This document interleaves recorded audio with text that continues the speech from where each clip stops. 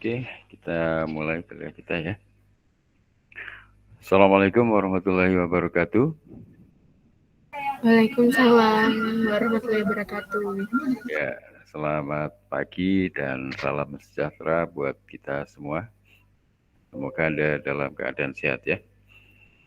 Oke, hari ini kita coba lanjutkan kembali mata kuliah Medpen kita. Rasanya untuk menghasilkan sebuah riset dan menuliskannya ke dalam sebuah rancangan penelitian dan cara-cara menganalisisnya itu sudah saya sampaikan ya. Nah sekarang ada baiknya juga nanti karena di pertor yang baru itu Anda diwajibkan juga untuk publikasi ya. Jadi di pertor yang baru, ya nggak terlalu baru sih, sudah agak lama ya. Kan Anda nanti untuk sebagai syarat kelulusan juga diminta untuk publikasi ya. Boleh di conference, nanti jadi proceeding, atau di jurnal ya. Jurnal bisa yang internasional atau yang nasional. Nah, bisa jadi sekarang ini karena tuntutan di akreditasi itu juga melibatkan mahasiswa ya, untuk penelitian dan juga publikasi. Nah, ada baiknya Anda juga perlu memikirkan siapa tahu nanti Anda juga bisa bersama dosen atau Anda sendiri untuk mempublikasikan penelitian Anda di jurnal internasional ya, ataupun di conference internasional, proceeding internasional. Bentar, saya sharing dulu. Ini juga sebenarnya oleh-oleh dari acara saya kemarin di Semarang, acara postdoc di Universitas Diponegoro ya. Ini ada kredit dari tulisan teman saya sih sebenarnya. Ini dari teman saya Bu Widi Astuti, tapi ada baiknya tulisannya ini nanti kita praktekkan ya. Ini kan secara konsepnya nanti kita coba ikuti salah satu cara mencari publikasi mana yang mungkin bisa Anda coba ya. Ya memang kalau untuk sekedar S1 seperti Anda mungkin tidak terlalu tinggi sih ya. Anda di jurnal kampus juga sudah boleh. Kita ada G4C, ada Scan, ada Cifti, ada SIPC. Di sistem informasi ada SIPC.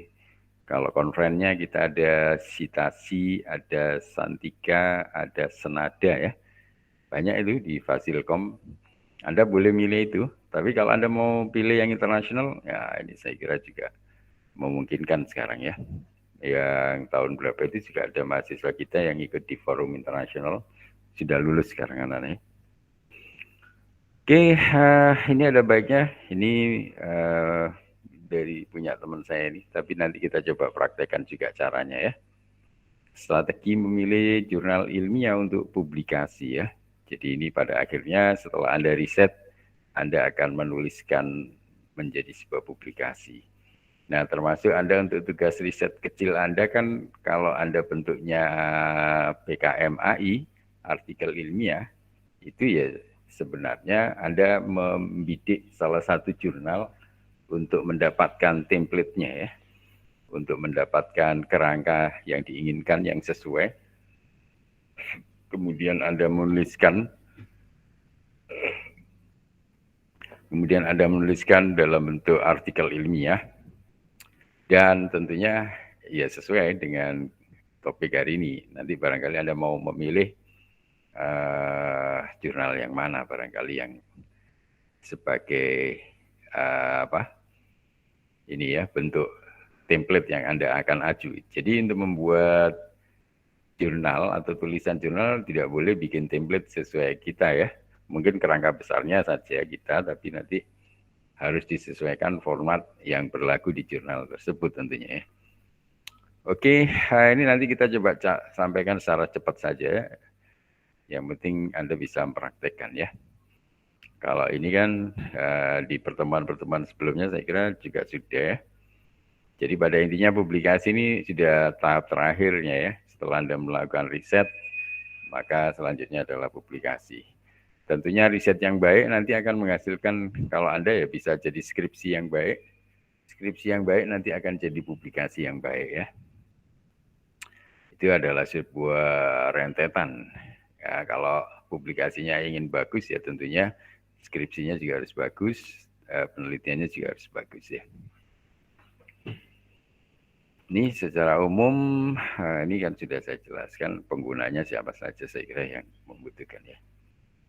Nah motivasinya kan secara umum yang di pertemuan saya sebelumnya ini mirip motivasi Anda riset tentunya ya. Anda melakukan penelitian pada intinya kan ingin Anda sharing kepada masyarakat, Anda ingin bagi pengetahuannya, dan ada kata-kata saya di penelitian di tulisan saya yang sebelumnya itu ya, untuk mengabadikan kehadiran kita di dunia tentunya ya. Kita sudah tidak ada, tapi tulisan-tulisan kita masih ada. Nah kalau kita ikhlas dan tulisan-tulisan kita itu dibaca orang dan dimanfaatkan orang, kan insya Allah pahalanya akan tetap mengalir ya.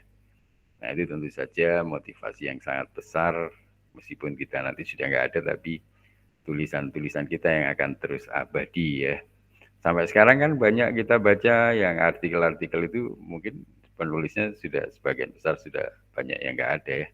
Kalau tulisan-tulisan itu edisinya sudah lama, kitab-kitab ya, itu tapi sampai sekarang masih digunakan dan dimanfaatkan, tentunya yang menulis insya Allah dapat aliran pahalanya ya. Artikel ilmiah yang baik tentunya kita perlu pikirkan juga informasi yang baik, yang menarik, yang bermanfaat ya, dan disajikan dengan yang runut, terstruktur, sistematis, dilengkapi gambar dan tabel ya. Dan tentunya artikel yang baik juga harus berupaya diterbitkan di media publikasi yang berkualitas atau berreputasi ya sekarang istilahnya. Nah ini harus harapan kita nanti cari media untuk publikasi yang berreputasi ya. Nanti gimana cara ngeceknya nanti kita coba pelajari secara singkat hari ini ya. Kalau ini sih tipe-tipenya untuk menulis sebuah artikel ilmiah, Anda maunya bentuk apa? Original artikel, nah ini biasanya kita di sini ya. Anda menuliskan dari hasil riset, dari hasil skripsi, Anda tuangkan jadi paper atau makalah atau artikel publikasi, ini biasanya yang pertama ini. Atau hanya sekedar case report ya, dan seterusnya, riset note, catatan riset, pictorial essay, dan seterusnya ya. Nah, kriteria jurnal ini berbasis tipe-tipe dari penulisannya.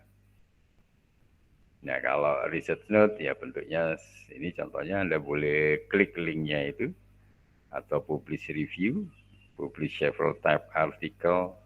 Nah, ini ada di Science Direct ini yang umumnya. Nah, ini beberapa alasan harus mempublikasi. Ya, saya kira banyak macamnya kalau Anda mungkin untuk mendapatkan gelar S1 dan seterusnya ya. Untuk menghasilkan sesuatu karya yang bisa dimanfaatkan orang supaya mengalir pahala Anda. If I should publish, nah ini ada pilihan di Anda. Suatu saat pada saat Anda sudah jadi artikel, Anda mau publish di mana? Nah, ini Anda pikirkan seperti apa. Nah, kalau saya lebih suka yang di open access ya, tapi memang tidak semua ya, kadang tidak open access. Yang open access ini memungkinkan pembaca bisa mendownload artikel kita tanpa membayar ya. Karena biasanya kita yang membayar penulisnya. Penulisnya sudah membayar. Tapi kadang meskipun kita sudah membayar tidak di open access juga ada ya. Di Triple E itu kita juga bayar, tetapi tidak di open access ya. Nah, sebaiknya kalau kita mempublish, ya terserah sih pilihan Anda ya. Kalau tidak open access, berarti kan harus bayar dulu baru bisa baca ya. Tulisan saya yang di artificial ada jurnal cerdas internasional itu tidak bisa saya akses sendiri. Saya sendiri tidak bisa mengakses ya. Karena harus bayar. Padahal saya penulisnya ya.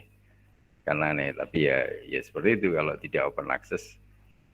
Tetapi ada yang open access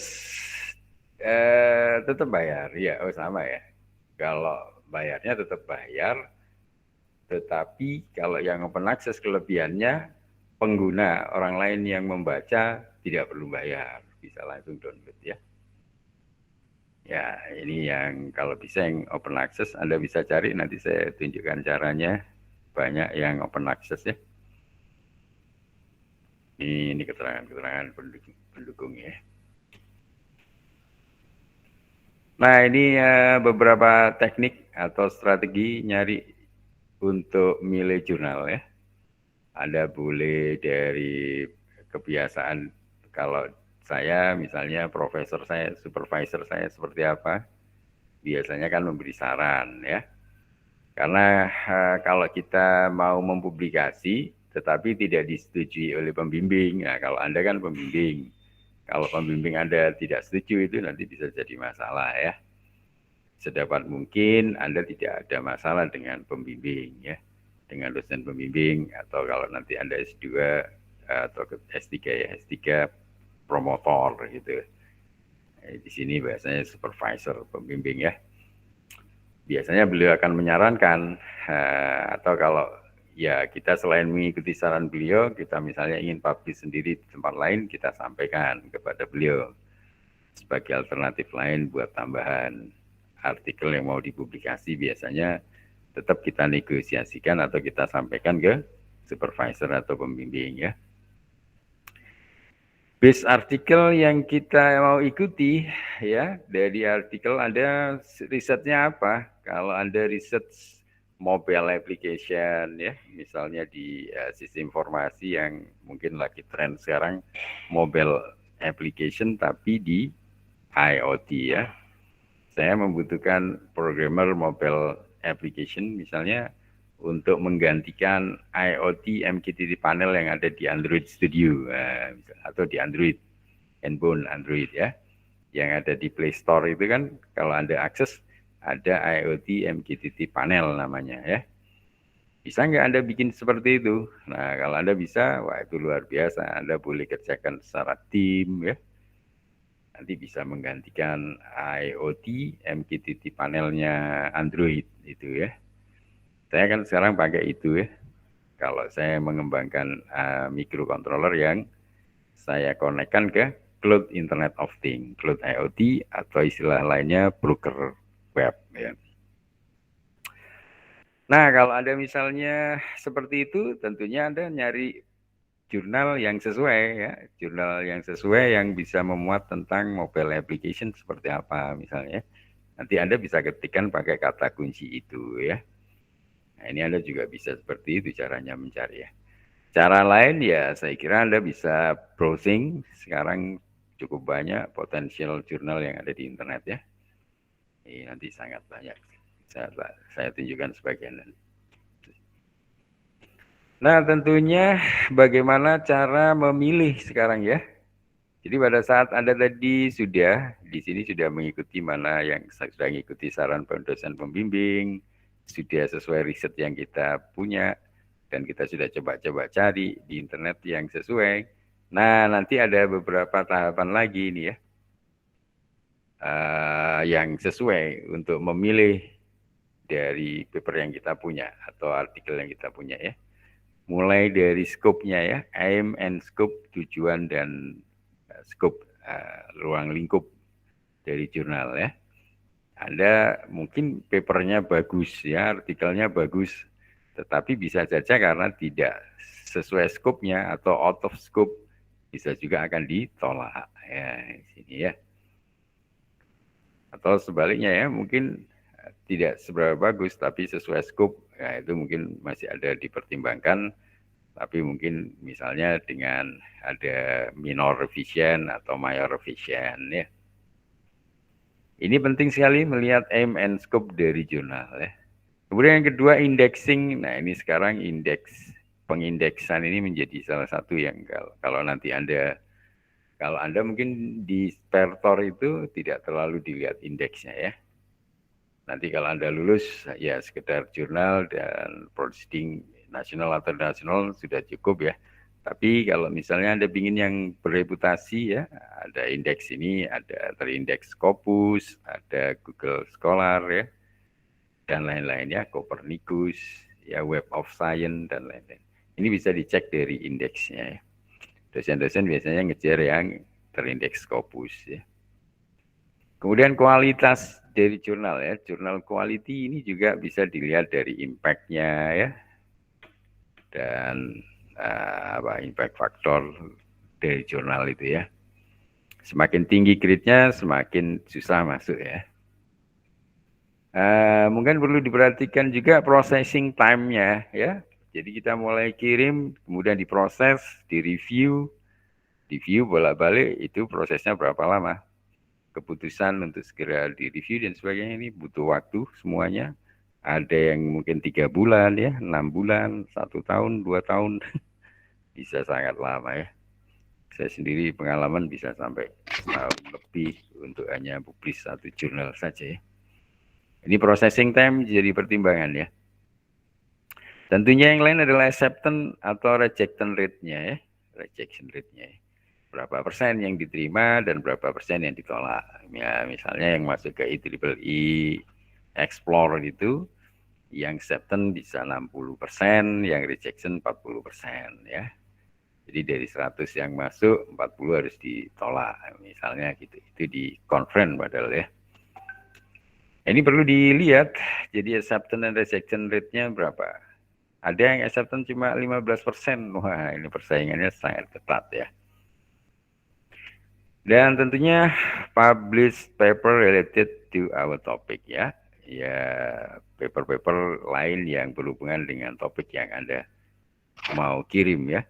Anda biasanya kan kalau membidik sebuah jurnal, Anda lihat contoh-contohnya dulu ya, di arsipnya dia.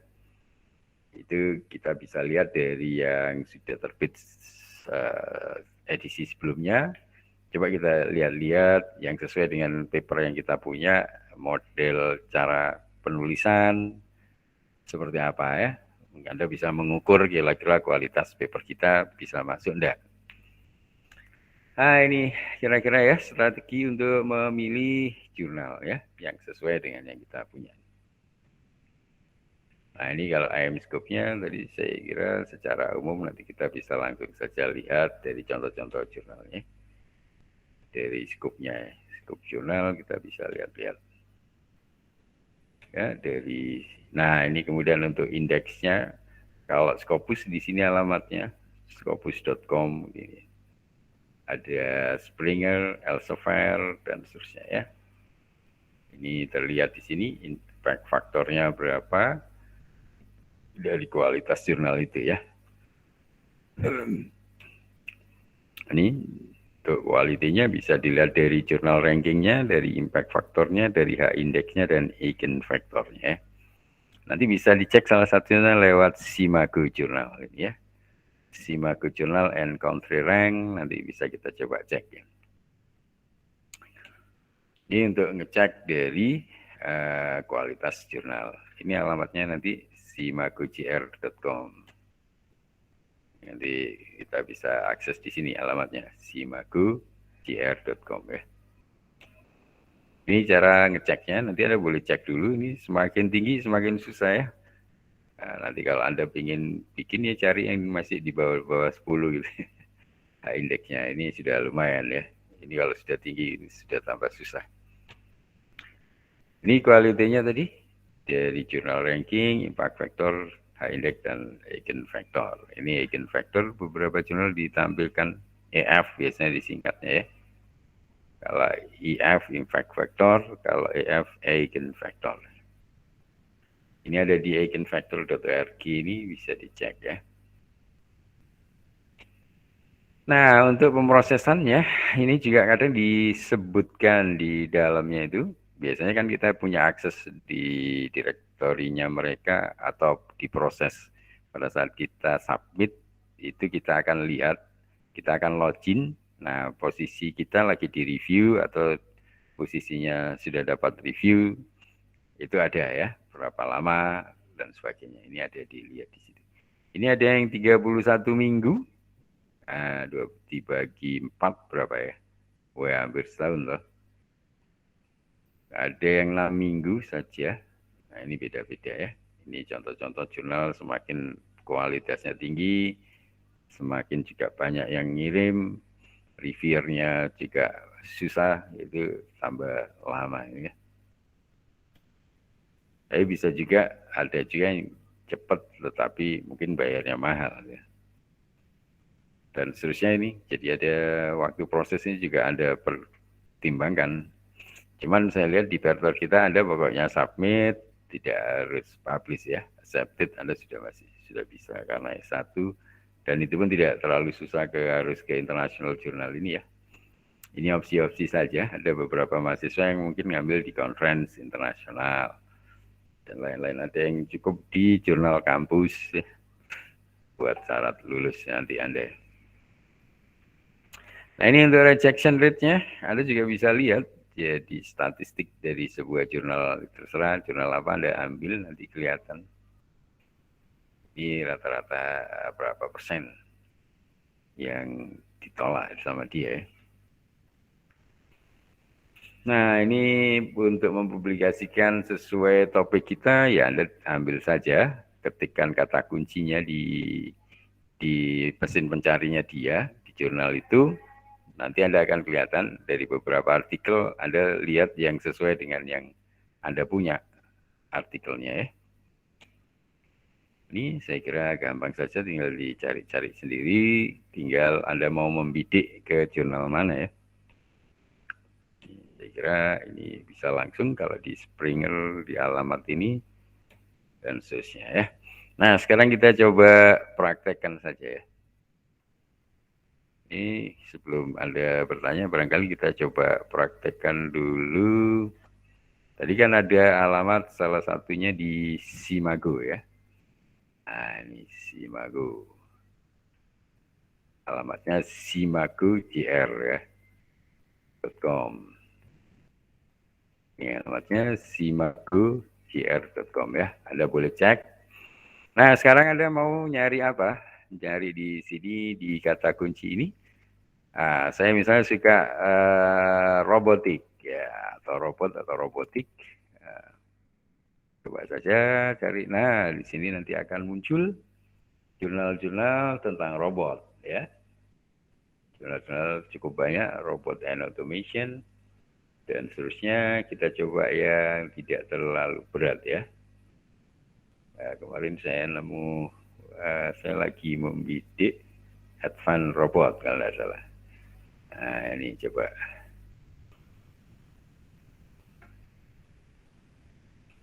Nah, ini salah satunya. Ini adalah advanced robot yang dikeluarkan dari United Kingdom, Universities and Research Institution in United Kingdom ya. Di Inggris ya. Nah, ini kita coba. Wah, indeksnya cukup tinggi sih, 64 ya. Ini nggak bisa bisa. Terus kualitinya, ini skupnya, tadi kan ada. Ini ada kalau mau salah satunya lihat dari skupnya ya, di sini bisa Anda baca ya. International Robotic Society, oh ini Japan, and has history more than 33 ya, lebih dari 33 tahun ya. Journal of Robotic Society, Jepang, ini padahal Jepang ya, tapi yang penerbitnya tadi di UK ya. Dan seterusnya, ini yang urusan-urusan robot. Nah, Anda orang sistem informasi masih bisa masuk di sini di mobilnya tadi ya. Ya, yang di penelitian saya kan robot kita sudah dihandle oleh IoT, runningnya lewat cloud. Nah, kita butuh mobile application ya. Nah, Anda mungkin dari ide sama robot mungkin tidak terpikirkan bahwa itu sebenarnya bisa juga anak-anak informasi, sistem informasi bisa masuk ya. Coba Anda ketikkan saja di Google pakai kata kunci deep learning ya. Deep learning robot. Nah, ini ya, kursor. Deep learning robot kursor. Nah, gini. Nah, paling tinggi ini ya. Jadi kata kuncinya Anda ketikkan seperti ini. akunnya Deep Learning Robot Cursor. Ini nanti Anda masuk ke sini, Anda boleh lihat, ini ada paper saya yang masih hangat ya.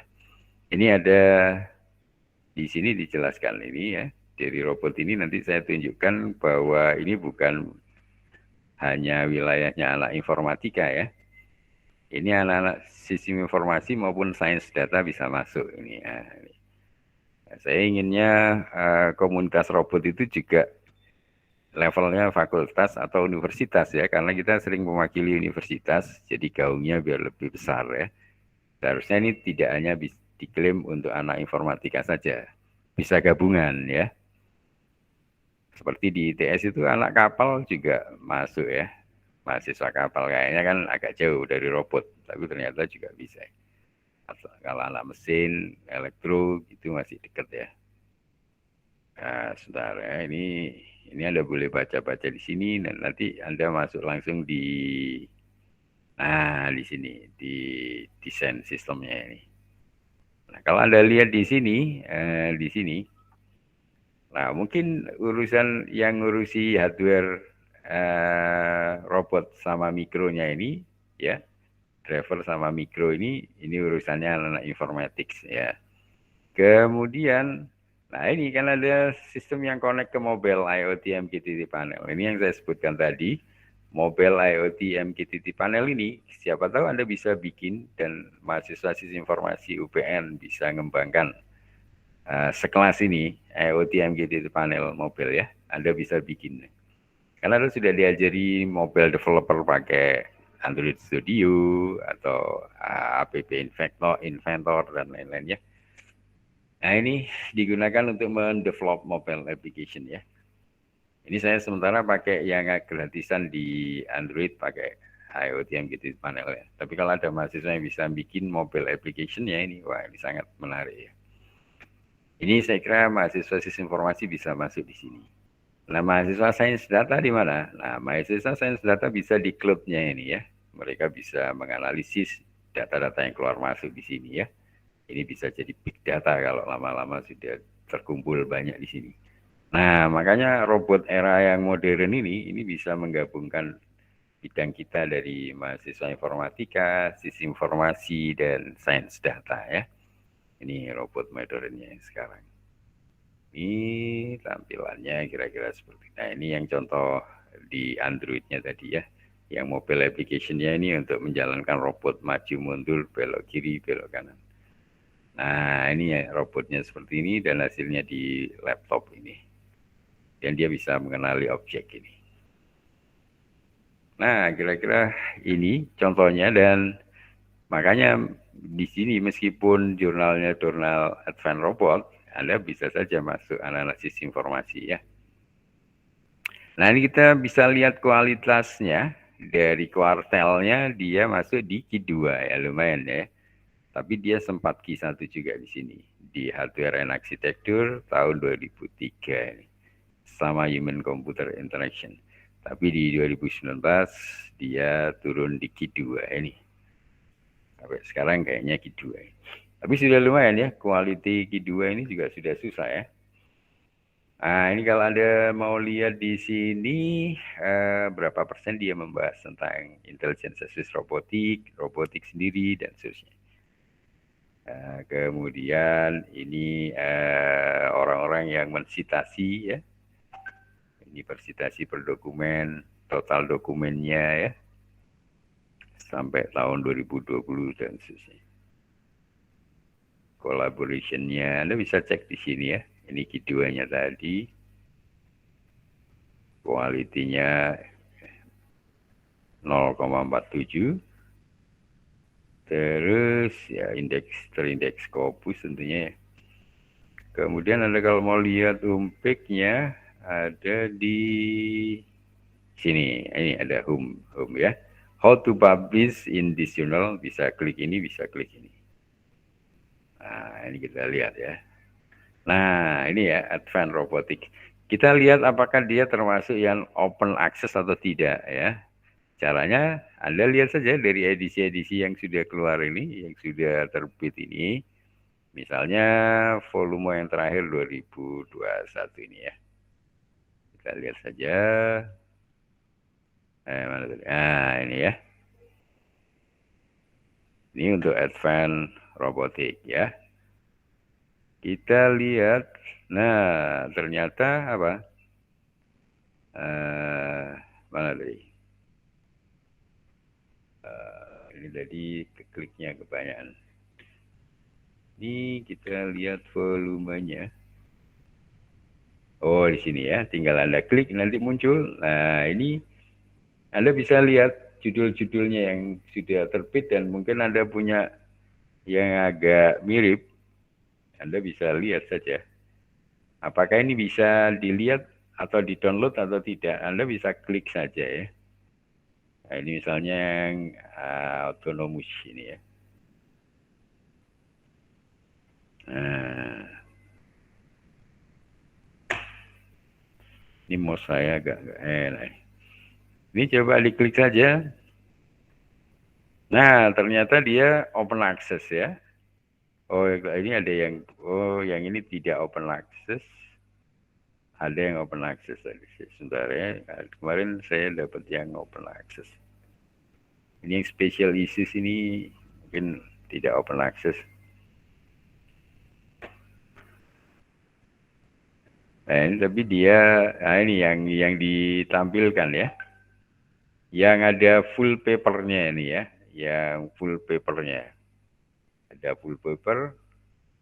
Ini online multi-sensor calibration untuk moving object tracking. Nah, ini abstraknya ada dan seterusnya. Keywordnya. Kemudian citation, matrix, get access, full article. Nah. Oh, ini yang ini kebetulan yang tidak open access ya. Kemarin saya bisa ngakses di mana ya? Ya, ini kebetulan ada yang di close. Nah, ini contoh berarti yang tidak open access ya. Kita disuruh login dan beli ini ya. Ada yang $53 dan sebagainya. Nah, kita coba cari yang lain ya. Ini kemarin saya ingat kok saya bisa dapat. Mungkin ada sebagiannya open, ada yang sebagiannya tidak ya. Pokoknya yang bisa Anda download itu berarti dia open access.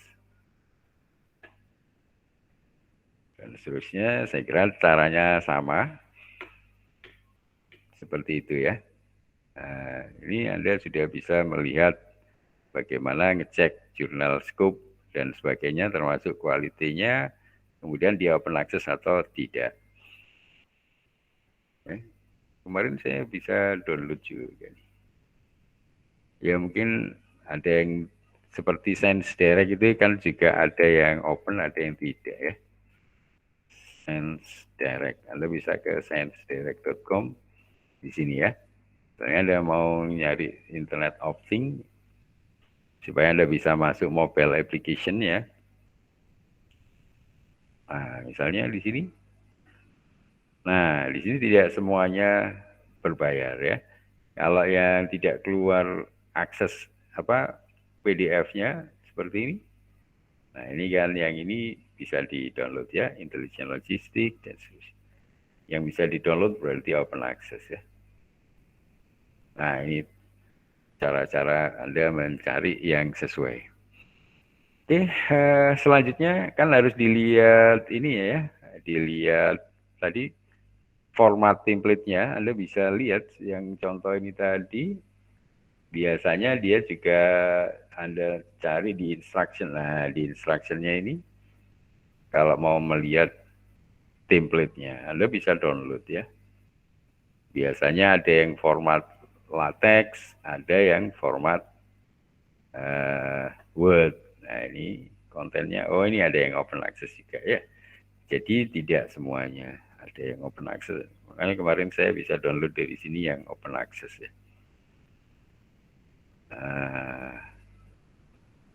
Ada di sini, jadi Anda tinggal nyari saja. Nanti kalau Anda mau nulis artikel, Anda sesuaikan formatnya ada di sini. Dan saya kemarin kayaknya sudah download, cuman di mana ada template ya, namanya template. Oke, jadi ini contoh saja, nanti Anda bisa cari lagi. Jadi Anda bisa baca di sini formatting and template. Anda tinggal download saja. Ini kan ada template-nya.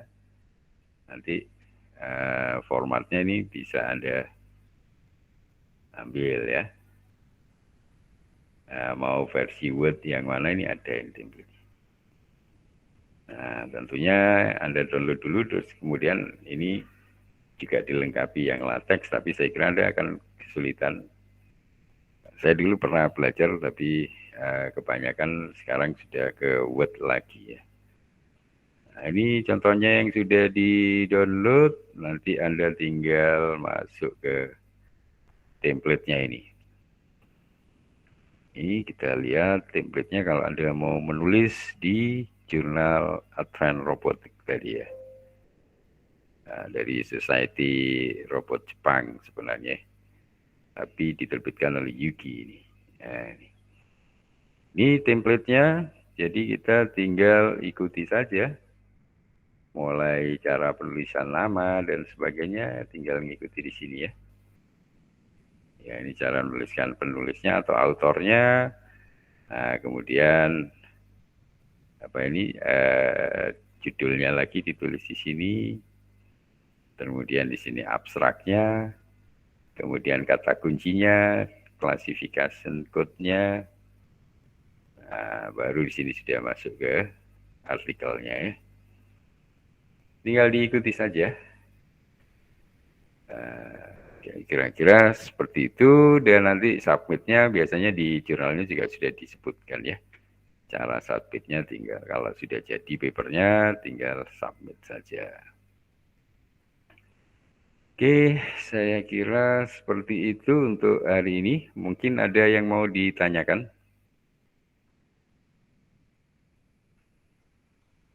Mungkin ada yang sudah jadi artikelnya yang mau dikirim ke PKMAI atau masih mencari-cari jurnal, mungkin nanti cara-cara tadi boleh ditiru ya, boleh diikuti. Ada yang mau ditanyakan?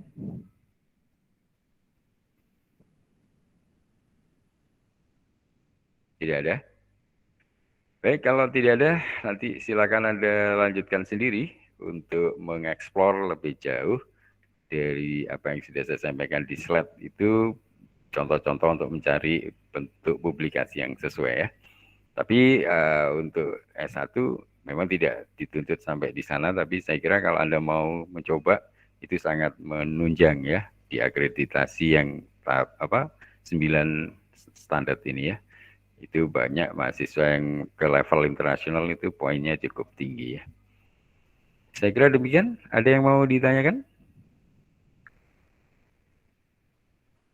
Tidak ada? Baik, kalau tidak ada, saya kira untuk pertemuan hari ini cukup dulu ya. Nanti silakan Anda eksplor lebih lanjut sendiri ya. Saya kira demikian. Terima kasih atas kehadirannya. Untuk melanjutkan sendiri ya aktivitas Anda riset. Jangan lupa risetnya diselesaikan, termasuk mungkin yang sebagian sudah mengirim email ke saya. Kalau mungkin sebagian belum, itu diselesaikan dulu untuk bikin draft riset kecilnya maupun yang sudah diangkat menjadi proposal PKM dan PKM GT dan PKM AI ya. Saya kira demikian. Terima kasih. Tetap menjaga kesehatan. Selamat pagi dan wassalamualaikum warahmatullahi wabarakatuh. Waalaikumsalam. Waalaikumsalam warahmatullahi wabarakatuh. Terima kasih Pak Bas. Sama-sama. Ya, salam.